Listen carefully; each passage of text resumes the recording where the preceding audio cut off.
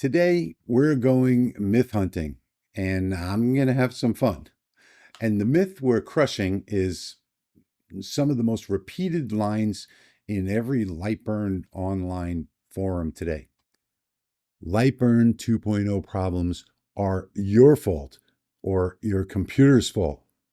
Your computer, your hardware, your DPI, your cat, your horoscope, your choice of breakfast cereal. No, nope, absolutely not. I'm going to stay on topic today. I have my notes right here on screen, and we're not going to go off on any tangents or long diatribes of misinformation. Today is version 2.0 facts with a little bit of fun. I have to have fun doing this because it's so ridiculous. Lightburn version 2 introduced some real actual bugs, and today we're going to break them down, explain what's actually happening, and while doing it, have a little fun crushing bad advice along the way. Myth number one, it's not Lightburn, it's your computer. Ah, yes, the classic tech support response. Have you tried buying a whole new computer? Listen, Lightburn version 2 uses a brand new user interface system. That means new features, but also new bugs. Real bugs, confirmed bugs, bugs that the developer openly acknowledges. So when someone says it's not Lightburn, it's you or it's your computer, they're wrong. Boldly, confidently, hilariously wrong. Lightburn will and does work on any modern computer. Now, are some issues caused by your computer setup? Sure. USB sleep settings are the devil. Cheap cables are worse. And even worse than that, non-powered USB hubs that rely on the 5-volt power rail on your computer's motherboard to service all of them. But the UI glitches, disappearing palettes, microscopic icons, weird docking behavior, those are Lightburn 2.0 issues, not a sign that your laptop is having a midlife crisis. So that myth is crushed. Myth number two, your DPI is too high. This one gets thrown around like candy at a Mardi Gras parade. People yelling, DPI, DPI, DPI, like pixel density is the secret ingredient to laser engraving. Let's break this down. Resolution is how many pixels you have. Scaling is how big Windows makes everything. DPI is how physically dense the pixels are on your screen. How many of them you have. Lightburn doesn't care about DPI. DPI is not your enemy. It's innocent. What Lightburn struggles with is Windows scaling.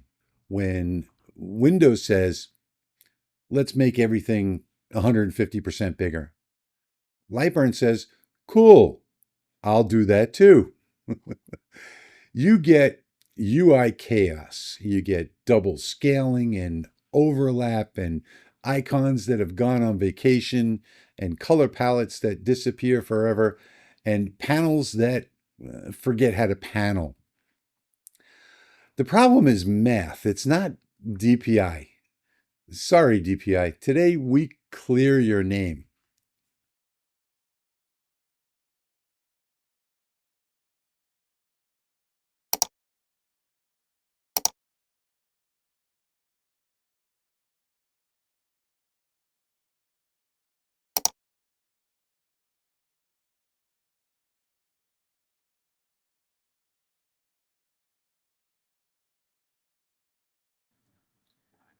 Myth number three, high resolution monitors break Lightburn. Look, if high resolution monitors were the problem, millions of graphic designers would be in tears right now. Your 1440p screen is not too advanced. Your 4K or 8K display is not too fancy. You don't need to throw your monitor into a fire pit and buy a 1080p monitor from 2009. Here's the real deal. LightBurn runs perfectly fine on high-resolution screens. I'm on a 3840 DPI screen right now. The issue is scaling, not the resolution itself.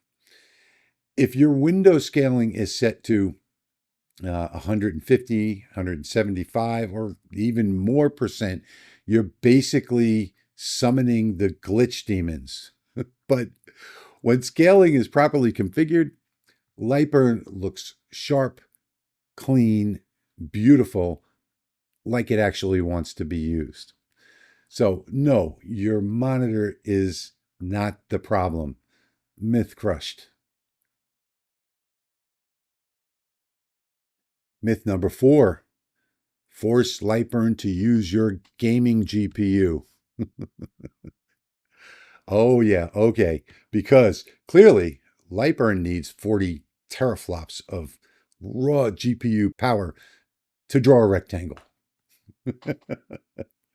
LightBurn doesn't need a gaming GPU. It doesn't benefit from a gaming GPU. It doesn't even care if you own one. If you have Intel integrated graphics, they work perfectly for LightBurn. The scaling bug is not performance related. It's not GPU related. It's not a hardware flex contest. Forcing LightBurn onto your gaming GPU is like hooking a lawnmower up to a nitrous system. Funny visual? Sure. Necessary? Absolutely not. But I'm trying to have some fun. So that myth is crushed and slightly roasted. Myth number 5. USB disconnects are LightBurn version 2's fault. Nope.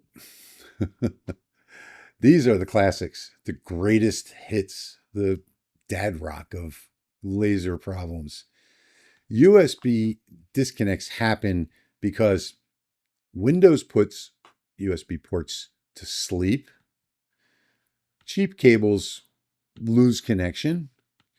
You're using a USB hub that's not powered and it's depending on the 5 volts coming from your rail from your motherboard. EMI interface or noise on the line. Loose connectors, or maybe even when a squirrel sneezes outside, who knows? Okay, maybe not the squirrel, but everything else is legit. This one is not LightBurn's fault. The fix is simple. Turn off USB power saving in your device manager.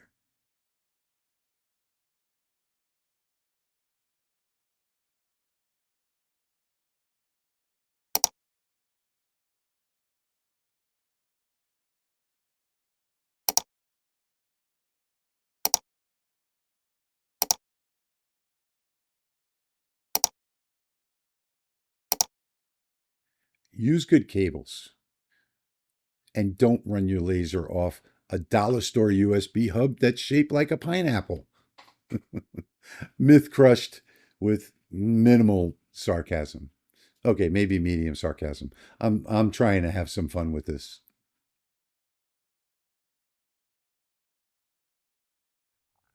All right, so what's the real fix? Time for the actual, practical, real world fix. The one based on how LightBurn themselves recommend setting things up. So step 1, reset LightBurn's layout. Pretty simple. Click on Window from the toolbar, reset to default layout. Yeah, that'll move a couple things around. You may have to put your tabs back in place or move them back where they were. But start clean, start fresh, and start without the chaos. Step 2, fix your Windows scaling. It's as simple as right-clicking, going to the properties, and changing your scaling to 100%. If that doesn't work for you, go as high as 150% or so, but avoid going above 125. So avoid anything over 150 unless you enjoy UI jazz improvisation. Step 3, tweak LightBurn's DPI settings. Okay, so this one is sort of controversial. You can go to Edit, Settings, Display, and you can enable the high DPI scaling, but only if the user interface is too tiny, if you can't see all of the little icons or read the text, which you can also personalize in LightBurn as well. You can enable round high DPI to the nearest integer, but only if things look blurry, only if they're blurry. These are tools, not cure-alls. Don't flip them at random like light switches in a haunted house. Step 4, don't ever touch executable level DPI overrides. Oh my gosh, how many times have I heard this? Do not right-click on LightBurn on your desktop and go to Properties and go into the Properties and start changing your DPI. Don't do it. Don't do it. Don't touch it. Don't go into the properties of the executable file that you double-click to start LightBurn. Those cause more issues than they'll ever cure. After this, most LightBurn version 2 interface issues will disappear. But if they don't, all right, so temporarily roll back to version 1.7. It's not defeat, it's strategy. Here's the real verdict. Your DPI isn't the problem. Your monitor isn't the problem. Your GPU isn't the problem. You aren't the problem. LightBurn version 2 introduced a scaling regression. It's fixable. Patches are rolling out. And no, you don't need to replace your computer. So the next time somebody confidently says, well, actually, it's all your fault, or it's your computer's fault, or it's your hardware fault, just smile at them, take a deep breath, and say, myth crushed.